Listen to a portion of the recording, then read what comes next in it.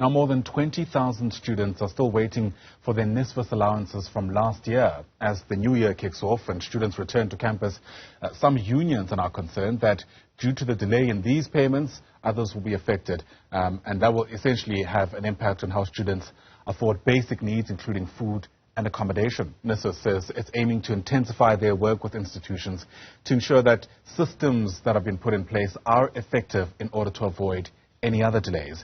Let's get a sense of how this is likely to unfold. Bring in social justice activist Busi Seabe with us once again via our video link this morning. And Busi, it's great to see you this Monday. Thanks very much indeed for making time. How confident are you that NSFAS will be able to get to the bottom of this and frankly fix these issues which have been around, let's face it, for quite some time?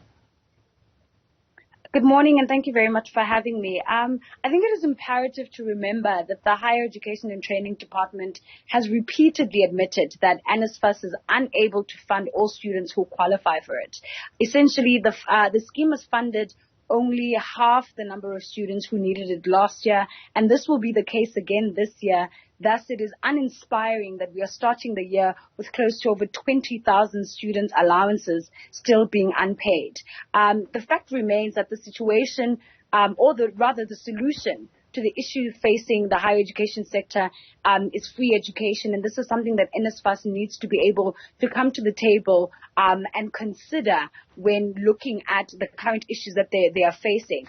It is strenuous to protest over NSFAS and student debts each year, and a student funding policy should be based on honesty, credibility, and affordability and pragmatism. Up to now, student funding policy, like the most ANC government policies, has either been used on ideological, wishful thinking and not financial realities. So what we are most likely to see is a resurgence of, student protests all across the country because of not only delays in funding, but essentially, the number of people that are going to be funded by NSFAS this year is going to drop dramatically because of the fact that, because of the budget cuts that are coming out of, the National Treasury, which will possibly see over more than 206,000 students being defunded this year.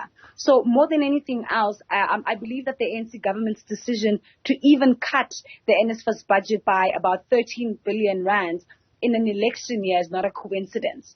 There's a very famous quote that says, you create the problem, you encourage the reaction.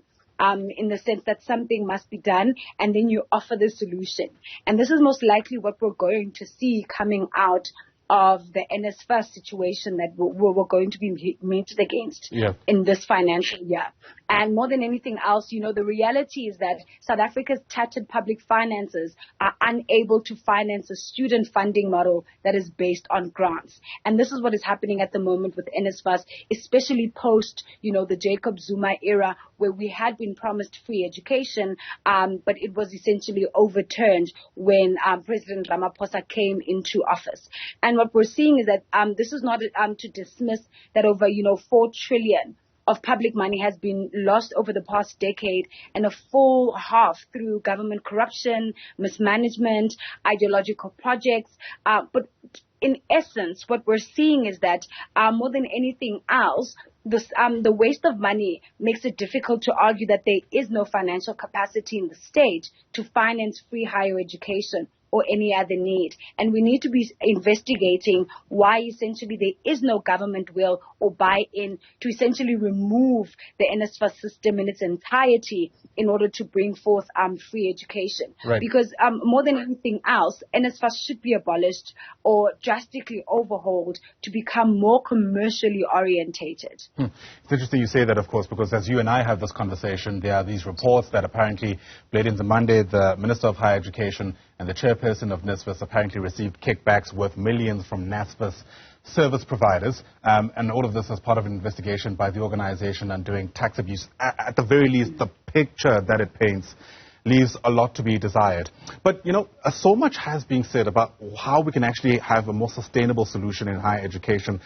And I'm taken all the way back to 2015, 2016, at the height of the Fees Must Fall movement, where a number of solutions were brought forward when there were debates about whether or not this is actually feasible, whether we actually have the ability to pull this off.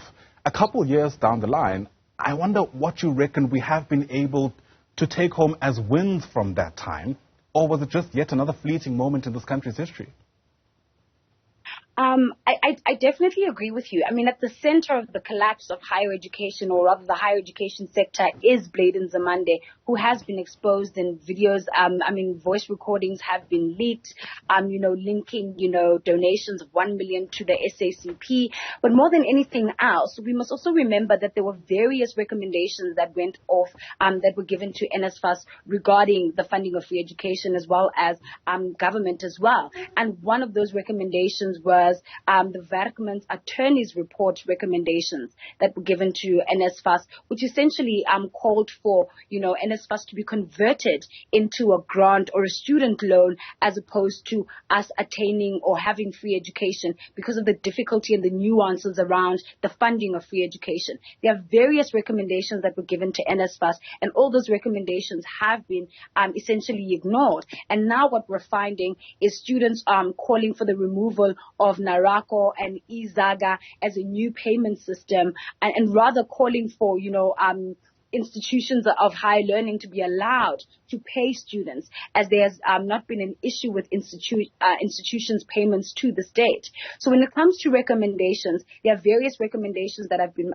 put out and that have been recommended to not only the NSFAS board, but to the Department of Higher Education and Training, and also to government as well, and they have all been ignored. But at the center of it all, we have to be realistic around NSFAS and its ability to fund students who are deserving. And we need to be able to, encourage students to apply for other bursaries, as the reality is that NSFAS will not be able to fund everyone. And unfortunately, with the budget cuts that are currently and continuously happening when it comes to higher education, we should be expecting that there will be further cuts to the NSFAS budget, which will essentially mean that more students will not be able to afford, or will not be accepted or granted the NSFAS funding for academic years in the future. So essentially, more than anything else, we need to be able to look at solutions outside of the NSFAS system to be able to fund education, and free education becomes the center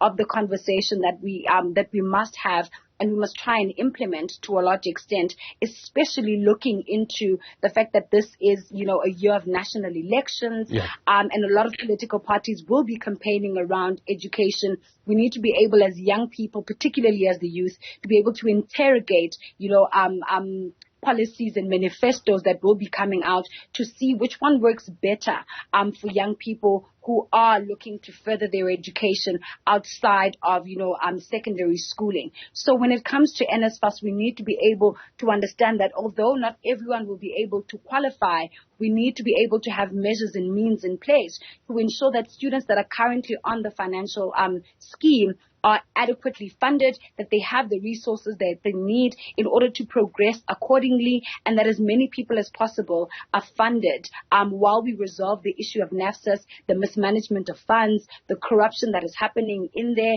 as well as the leadership that is causing a lot of not only divisions, but also to a large extent issues relating to funding between students, institutions of higher learning, and the institution of NSFAS itself. Yeah, Busi, even if we were to win the ideological argument, let's say, tomorrow, the implementation of something like fee-free higher education is not going to be implementable as quickly. And I shudder at the thought of what's going to happen actually when universities open once again for the 2024 academic year. It's a scene that I'm afraid we witness every single year.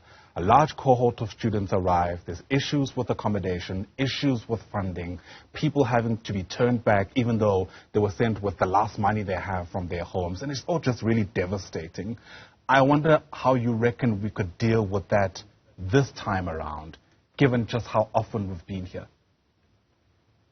At this particular point in time, I definitely do agree that the implementation of free education is one that would be very difficult, considering the socioeconomic climate of not only the country, but also of, the state of the economy at the moment, and also Treasury, and looking at, the budget that is available to us. But outside of that, when coming to what will happen this year, I can assure you that there will be student protests that will be taking place around accommodation, around registration fees, especially for returning students as well, who were funded by NSFAS but might not be funded this year. There are going to be a lot of issues, and more than anything else, we need institutions of higher learning to be able to step up and not only provide or suggest solutions to the current issues that are facing students that are coming in, especially first-year students and returning students, but we need to be able to have, student bodies like the SRC across campuses actively involved in engaging young people and engaging students around solutions and working with institutions of higher learning around solutions to not only the registration issue, accommodation issue, but also the issues with regards to funding perpetually for the year for students and the kind of support that they need. We need NGOs and civil society organizations to also come to the forefront, because to a large extent, the responsibility of educating the nation does not only fall on the parents and the state, but I do believe that there is a role that civil society organizations can play as well to support students, be it in helping them find alternative funding outside of NSFAS, or being able to, assist them in finding accommodation that is, affordable for everyone, that can be subsidized by, private sponsors or by, corporate agencies through their corporate social investment, initiatives. But we need to be able to come together as a collective in society and not leave the responsibility only to government and to students and institutions of higher learning to be able to figure out what too can happen during the course of this year. There's a lot of work that needs to be done, and I'd like to believe that, boots are already on the ground doing the work that is necessary, especially in relation to accommodation, because we do understand that a lot of students will be coming from various areas around the country, mostly disadvantaged areas, and they're going to need, accommodation to be able to resolve a lot of the issues that they have. So we're calling on institutions of higher learning to open up their residences a lot earlier than they normally would, to be able to, facilitate and accommodate students while they solve their registration issues, while they solve their NSFAS issues, so that we don't have students who are sleeping at Park Station, and we don't have students that are, endangering themselves in the pursuit of attaining education. Busi Seabe, as always, thanks very much indeed for speaking to us about these very important issues. Busi Seabe is a social justice activist. Once again, thanks very much indeed.